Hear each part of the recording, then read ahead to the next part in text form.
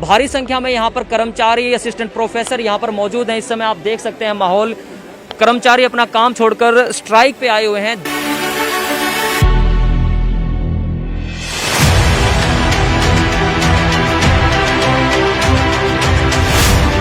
Act के ने autonomy दी है और हमारा एक्ट विधानसभा से पारित होता है, ये हमारी ऑटोनॉमी से खिलवाड़ है।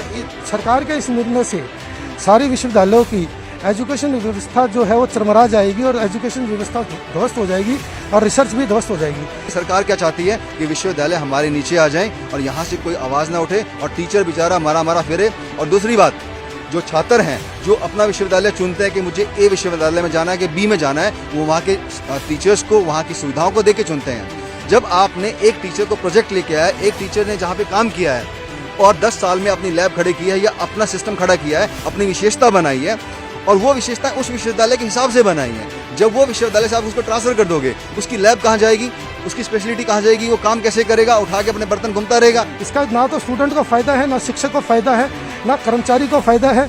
सरकार कभी नहीं चाहेगी कि विश्वविद्यालय के जो टीचर्स हैं, प्रोफेसर्स हैं, वो सरकार की नीतियों के अगेंस्ट बोलें, लेकिन कोई तो बोलेगा ना। कौन बोलेगा? जो सबसे ज़्यादा समझदार पढ़ा लिखा होगा। नमस्कार, मेरा नाम है मोहित कुमार और आप देख रहे हैं HN24। फिलहाल जिस प्रांगण में हम खड़े हैं, मैं बता दूं, गुरु जम्बेश्वर यूनिवर्सिटी हिसार के अंदर हम मौजूद हैं। भारी संख्या में यहाँ पर कर्मचारी, असिस्टेंट प्रोफेसर यहाँ पर मौजूद हैं। इस समय आप देख सकते हैं माहौल, कर्मचारी अपना काम छोड़कर स्ट्राइक पे आए हुए हैं। जानते हैं उनसे क्या कारण है स्ट्राइक का, किस वजह से जो है आज वो धरने प्रदर्शन पे। फिलहाल मैं आपको बता दूं, हमारे साथ जो है लोग विनोद गोयल जी हैं। नमस्कार सर। नमस्कार। अपना परिचय दे दें एक बार हमारे दर्शकों को। मेरा नाम विनोद गोयल है, मैं गुरु जम्बेश्वर यूनिवर्सिटी टीचिंग एसोसिएशन का जनरल सेक्रेटरी। तो फिलहाल आपके स्ट्राइक करने का मुख्य कारण क्या है, जरा दर्शकों को विस्तार से बताएं सर। हमारा स्ट्राइक करने का मुख्य कारण है, हरियाणा सरकार द्वारा HRMS पोर्टल के माध्यम से विश्वविद्यालयों में ट्रांसफर नीति लागू की जा रही है। इस ट्रांसफ़र नीति का हम विरोध इसलिए कर रहे हैं क्योंकि पूरे हिंदुस्तान के अंदर विश्वविद्यालयों में ट्रांसफ़र नहीं होती है। उसका ट्रांसफ़र ना होने का कारण ये है कि विश्वविद्यालयों में शिक्षा के साथ साथ रिसर्च कार्य भी होता है। उस रिसर्च कार्य जब शिक्षक करते हैं तो बहुत से प्रोजेक्ट भी लेके आते हैं, लैब्स भी होती हैं, उनके PhD के स्टूडेंट्स भी है। तो इस शिक्षा ट्रांसफ़र पॉलिसी से जो रिसर्च का कार्य है बहुत बुरी तरह इफेक्ट होगा। पर एक तरफ तो हमारे देश के प्रधानमंत्री जी जो है न्यू एजुकेशन पॉलिसी को लागू करने के लिए बोलते हैं। न्यू एजुकेशन पॉलिसी का जो मेन एम है वो प्राइवेट संस्थाओं को ऑटोनॉमी देने का है, जबकि हमारे विश्वविद्यालय के पास हमारे एक्ट के ने ऑटोनॉमी दी है और हमारा एक्ट विधानसभा से पारित होता है। ये हमारी ऑटोनॉमी से खिलवाड़ है। सरकार के इस निर्णय से सारी विश्वविद्यालयों की एजुकेशन व्यवस्था जो है वो चरमरा जाएगी और एजुकेशन व्यवस्था ध्वस्त हो जाएगी और रिसर्च भी ध्वस्त हो जाएगी। किसी भी निर्णय को लागू करने के लिए सबसे पहले उसके लिए कुछ फ़ायदे होते हैं। इसका ना तो स्टूडेंट को फ़ायदा है, ना शिक्षक को फ़ायदा है, ना कर्मचारी को फ़ायदा है। इसको लागू करने से सिर्फ नुकसान है। तो गोयल साहब, आज भारी संख्या में आप लोग यहाँ इकट्ठे हुए हैं। इससे पहले भी कोई आप लोगों ने मिलकर के कोई योजना बनाई और VC साहब तक आपके संज्ञान में ला चुके हैं बात? ये जो मुहिम है पूरे हरियाणा प्रदेश में चल रही है। सर्व कर्मचारी संघ जो है वो चला रहा है। HFUCTO Haryana university teaching association है, उसके बैनर तरह चल रही है। आज गुरु जम्बेश्वर विश्वविद्यालय में इसी कड़ी के अंदर पेन डाउन स्ट्राइक है और वो पेन डाउन स्ट्राइक हरियाणा के समस्त विश्वविद्यालयों में। इससे पहले हमने 2 दिन काले बिल्ले लगाए। हमने डिप्टी CM से मुलाकात करी, डिप्टी स्पीकर से मुलाकात करी, दीपेंद्र हुड्डा से भी मुलाकात की है। CM साहब से हमने टाइम मांगा है, वो हमें मिला नहीं है। ये टाइम और ये जो मुहिम चल रही है ये हमारी प्रदेश स्तर पे चल रही है और 23 तारीख को हड़तालें होगी सारे प्रदेश के सभी विश्वविद्यालयों में। क्योंकि यूनिवर्सिटी एक ऑटोनोमस बॉडी होती है, ये फैसले अपने खुद लिए जाते हैं। यहाँ पर जैसे VC होता है, एक पूरा सिस्टमेटिक ढंग से यहाँ पर काम होता है। तो कहीं ना कहीं आपको डाउट है कि जो HRM जो आपने जिक्र किया, जो पॉलिसी बनाई हुई है ऑनलाइन ट्रांसफर पॉलिसी के तहत, आप लोगों को भी दूसरी यूनिवर्सिटी में भेज दिया जाएगा। इस चीज़ को लेकर आप पूरी तरह से मतलब डाउटफुल हैं या पूरी तरह से 100% होगी ही होगी आपके ट्रांसफर? पोर्टल का नाम ही HRM ट्रांसफर पॉलिसी पोर्टल है और ट्रांसफर का मैंने जैसे आपको बताया, विश्वविद्यालयों में शिक्षकों की ट्रांसफर नहीं हो सकती। हमारी अपॉइंटमेंट, हमारे रूल्स, हमारी नीतियों के तहत इस तरह का अलाउड नहीं कर सकते, गैर कानूनी भी है। कुछ और भी हमारे साथ मौजूद हैं यहाँ पर जो है कर्मचारी है, अधिकारी, प्रोफेसर, उनसे बात करते हैं। नमस्कार सर, अपना परिचय दें। मैं प्रोफेसर संजीव हूँ और यहाँ पे अध्यापक हूँ। हाँ जी प्रोफेसर साहब जी। तो जो ट्रांसफर पॉलिसी है उसको लेकर आप, हाँ जी बताइए। मैं आपको ना थोड़ा सा इसको समझाने की कोशिश करता हूँ कि विश्वविद्यालय स्वायत्त क्यों होते हैं, विश्वविद्यालय ऑटोनोमस क्यों होते हैं। ये सिर्फ इस देश में नहीं, पूरे वर्ल्ड में जो यूनिवर्सिटी सिस्टम है, हायर एजुकेशन सिस्टम है, वो ऑटोनोमस होता है। उसका मकसद क्या है? उसके पीछे जो मकसद है वो जितनी डेमोक्रेसीज है वर्ल्ड में, तो डेमोक्रेटिक सेटअप जब बन रहा था तो उनके पुरोधाओं ने ये सोचा कि एक ऐसा इंस्टीट्यूशन होना चाहिए जो गलत को गलत और ठीक को ठीक कह सके, जो समाज में एज ए कॉन्शियस कीपर, यानी कि ठीक और गलत के बीच में निर्णय लेके समाज को बता सके। तो ये जिम्मेवारी तय है कि कहाँ पे जाएगी। जिम्मेदारी जो सबसे ज़्यादा पढ़े लिखा वर्ग होगा विश्वविद्यालय के पास जाएगी। तो इसलिए विश्वविद्यालय स्वायत्त संस्था होती है। और स्वायत्त संस्था कैसे है कि वो सरकार के अंदर सीधी नहीं आती। विश्वविद्यालय के ना तो कर्मचारी और ना ही शिक्षक सरकार के मोहतात आते हैं। उनका अलग से एक्ट बनता है, पार्लियामेंट, केंद्रीय विश्वविद्यालय का पार्लियामेंट में बनता है, और स्टेट यूनिवर्सिटीज़ है उनका स्टेट असेंबली में बनता है। और इतना ही नहीं, जो यूनिवर्सिटी का टीचर है उसकी कहीं हाजिरी नहीं लगती, उसका कोई ACR नहीं लिखी जाती, उसकी कोई टाइमिंग नहीं होती। उसका मकसद इतना है कि वो हर वक्त एक प्राध्यापक के हर वक्त पढ़ने और पढ़ाने वाला है। अब बात आते हैं हम ये आज की स्ट्राइक क्यों है, इसके पीछे का मकसद मैंने आपको बताया। लाल किले की प्राचीर से प्रधानमंत्री जी जो कुछ मुद्दे लेते हैं, गिने चुने मुद्दे ले सकते हैं 1 घंटे में, उसमें एक मुद्दा था नई एजुकेशन पॉलिसी का। उन्होंने क्यों कहा? क्योंकि नई एजुकेशन पॉलिसी बहुत इंपॉर्टेंट है। नई एजुकेशन पॉलिसी में जो सबसे महत्व इंपॉर्टेंट बात है वो बात है कि ऑटोनॉमी। वो एजुकेशन पॉलिसी ऑटोनॉमी की बात करती है स्कूल में, कॉलेज में, कि कॉलेज जो बड़े कॉलेज हैं वो स्वायत्त होंगे, अपनी डिग्री खुद देंगे, अपने निर्णय खुद लेंगे। तो या तो उन्होंने झूठ बोला है, या फिर जो स्टेट्स हैं, चाहे हरियाणा है, कोई और जो स्टेट ऐसा सोच रहे हैं, वो प्रधानमंत्री की इस नीति के अगेंस्ट चल रहे हैं। अब ये ऐसा कैसे है? ये तो हमारी समझ से बाहर की बात है। प्रोफेसर साहब, एक बात और पूछना चाहूंगा। यूनिवर्सिटी 1995 में एस्टेब्लिशमेंट हुई थी इसकी, क्या पहली बार ऐसा कुछ हुआ है, या इससे पहले भी दूसरी गवर्नमेंट ने, क्योंकि कांग्रेस भी यहाँ पर राज करके जा चुके हरियाणा में, तो पहले भी कभी आप लोगों को इस तरह से सूचना मिली थी कि हमारी ट्रांसफर हो सकती है, या फर्स्ट टाइम आप इतने बड़े लेवल पर इकट्ठा होकर ये स्ट्राइक कर रहे हैं? देखिए, ये बात एक या दो सरकार की नहीं है। सरकारें हमेशा, चाहे वो किसी की हो, निरंकुश होती है। सरकार और सरकार के महतात जो ब्यूरोक्रेट्स हैं वो अपना हित साधना चाहते हैं। उन हितों पे ब्रेक लगाने के लिए उनके कंट्राडिक्शंस में संस्थाएं खड़े की गई हैं, चाहे वो हमारी ब्यूरोक्रेसी है, चाहे आपका हमारी लॉ सिस्टम है, चाहे आप पत्रकार हैं, वो एक दूसरे पे के विरोध में खड़े हैं कि जहाँ भी कोई गलत हो आवाज़ उठाई जाए। तो स्वायत्तता पे हमले सब तरह की सरकारों में हुए हैं, पुरानी सरकारों में भी हुए हैं। और जब हमले में कोशिश की गई है कि उस हमलों को रोका जाए।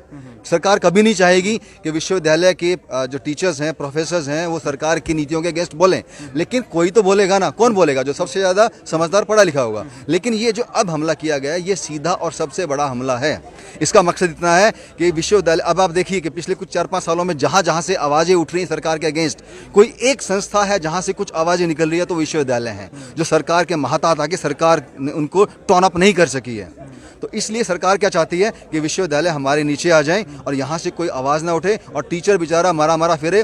और दूसरी बात, जो छात्र हैं जो अपना विश्वविद्यालय चुनते हैं कि मुझे A विश्वविद्यालय में जाना है कि B में जाना है, वो वहाँ के टीचर्स को, वहाँ की सुविधाओं को देके चुनते हैं। जब आपने एक टीचर को प्रोजेक्ट लेके आया, एक टीचर ने जहाँ पे काम किया है और 10 साल में अपनी लैब खड़ी की है या अपना सिस्टम खड़ा किया है, अपनी विशेषता बनाई है, और वो विशेषता उस विश्वविद्यालय के हिसाब से बनाई है, जब वो विश्वविद्यालय से आप उसको ट्रांसफर कर दोगे, उसकी लैब कहाँ जाएगी, उसकी स्पेशलिटी कहाँ जाएगी, वो काम कैसे करेगा? उठा के अपने बर्तन घूमता रहेगा। एक क्वेश्चन और पूछना चाहता हूँ प्रोफेसर साहब, क्या होता है कि जब प्योर गवर्नमेंट कर्मचारी होते हैं या अधिकारी होते हैं, अक्सर जो सरकार गवर्नमेंट होती है किसी स्टेट के अंदर, बोलने से डरते हैं कहीं हमें सस्पेंड ना, टर्मिनेट ना कर दिया जाए। तो ऐसे में कहीं जो कर्मचारी हैं, क्या सब एकजुट होकर आज आप विरोध कर रहे हैं? कुछ ऐसे भी हैं जो सरकार की जो इस पॉलिसी को सराह रहे हैं या कह रहे हैं ठीक है कोई बात नहीं? ये मैं हम लोग अपने मुंह से कहेंगे तो आपको लगेगा कि शायद हम झूठ बोल सकते हैं। आप यहाँ पे भीड़ देख सकते हैं, आप जाके अलग अलग सीटों पे आप जा सकते हैं। आज विश्वविद्यालय पूर्णतः बंद है। और ठीक है कि हमारी जो इमीडिएट जो डिमांड है, मांग है, वो है कि HRMS पॉलिसी और ट्रांसफ़र पॉलिसी बंद की जाए। लेकिन जो मुख्य मकसद है, जो गहरे में मकसद है, वो विश्वविद्यालय की स्वायत्तता को बचाना है, ताकि जो हमारा एक हायर एजुकेशन बचा हुआ है, जहाँ पे वंचित वर्ग के लोग भी और बड़े से बड़े अफसरों के और नेताओं के बेटे एक साथ बैठ की जगह पढ़ते हैं। जब आपने सरकारी विश्वविद्यालय को अगर आपने नाश कर दिया, तो जैसे हमारी और संस्थाएं खराब हुई हैं, वैसा ही हमारा एजुकेशन का सिस्टम, पूरा सिस्टम का बैठा बैठ जाएगा। तो क्या जितना भी कर्मचारी का जो ये आप संघ है, यूनियन है आपकी, या जो आपके VC साहब हैं, क्या वो भी आपके साथ इस मुहिम में शामिल हैं? क्या उनको भी इस तरह के संज्ञान में ला दिया गया है कि भैया जो चीज़ गलत हो रही है, गवर्नमेंट जो है कहीं ना कहीं ज्यादती कर रही है, उनके संज्ञान में है ये बात? जहाँ तक कर्मचारी, प्राध्यापक और जो प्राध्यापक वर्ग के जो वरिष्ठ लोग हैं, जो अलग अलग, मैं भी डीन हूँ और इससे पहले जो आपने एक साथी से बात की थी वो भी डीन है, तो वो तो हैं सब। जहाँ तक वाइस चांसलर्स की बात है, तो ये थोड़ा सा मुझे लगता है कि वाइस चांसलर ने अपनी बात खुल के सरकारों को नहीं बताई है। अगर वाइस चांसलर अपनी बात खुद के सरकारों तक बता पाते या पहुंचा पाते तो शायद ये इस तरह के निर्णय ना लिए जाते। तो ये वाइस चांसलर को सोचना है कि ये सिर्फ कर्मचारियों के अध्यापकों की बात नहीं है, ये उनकी ड्यूटी बनती है खुद की ऑटोनॉमी को बचाने की और शिक्षा को बचाने की। तो क्या आज जैसे आप स्ट्राइक कर रहे हैं, अक्सर क्या होता है स्ट्राइक लोग बहुत करते हैं, लघु सचिवालय के सामने चले जाएं या आप जो इस बड़े लेवल का किसान आंदोलन हो रहा है वो भी एक तरह से धरना प्रदर्शन ही है, सरकार के ऊपर तो जो नहीं रेंगती साहब, आपको क्या लगता है जो आपकी स्ट्राइक रंग लाएगी, जो आपने जो मोटिव आप लेकर चले हैं, क्या सफल हो पाएंगे या आगे का आपका प्लान क्या रहेगा? देखिए आज तो सिर्फ शुरू किया हमने, अगर सरकार की मंशा खराब है तो सरकार नहीं सुनेगी, और अगर ये सरकार से गलत निर्णय हुआ है तो ऑब्वियसली कि सरकार इसको सुनेगी। और जहाँ तक जून रेंगने की बात है तो जो यूनिवर्सिटी का टीचर होता है वो टीचर सिर्फ उस यूनिवर्सिटी तक सीमित नहीं होता है, वो दूर तक पहुंचता है। उसकी आवाज़, उसके लिखने का तरीका, उसके बोलने का तरीका और उसके जो आर्ग्यूमेंट्स हैं वो सोसाइटी के दूर दूर तक जाएंगे।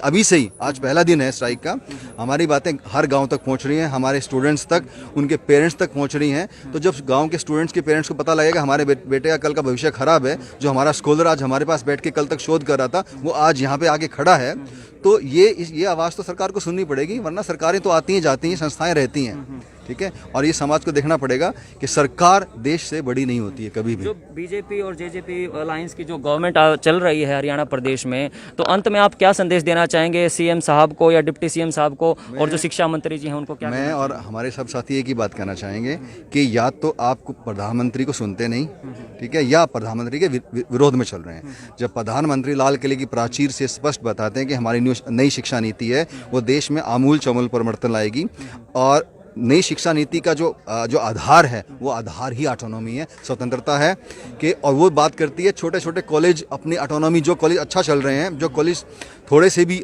ए ग्रेड है, परफॉर्म कर पा रहे हैं, जब कॉलेज को ऑटोनॉमी देने की बात चल रही है कि वहाँ पे कॉलेज अपना निर्णय खुद लें, अपनी भर्ती खुद करें, अपने कोर्स खुद चलाएं और वहाँ पे कोई ट्रांसफर पॉलिसी नहीं होगी। उससे उलट जाके आप वो तो नहीं कर रहे, लेकिन जो ऑलरेडी एस्टेब्लिश्ड यूनिवर्सिटीज़ हैं, हमारा जो विश्वविद्यालय है 25 साल से, उनमें से 19 साल से ए ग्रेड है और वर्ल्ड के टॉप 300 में हम ऑलरेडी आ चुके हैं, आप उसका बने बनाए का बिठा रहे हो। तो या तो आप अपने प्रधानमंत्री के खिलाफ हैं या आपको प्रधानमंत्री की बात समझ नहीं आ रही है और आपको बहकाया गया है।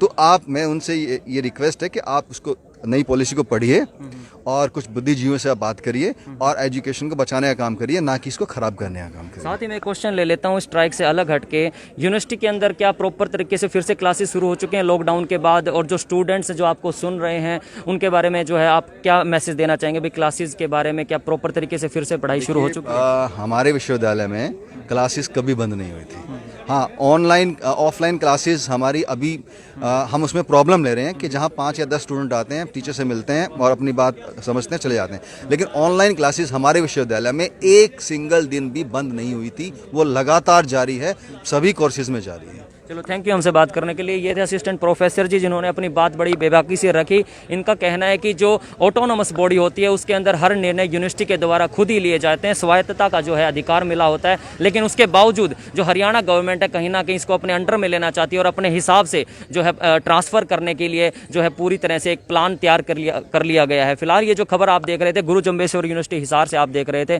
शहर की अन्य गतिविधियों से जुड़े रहने के लिए देखते रहे HN24। धन्यवाद।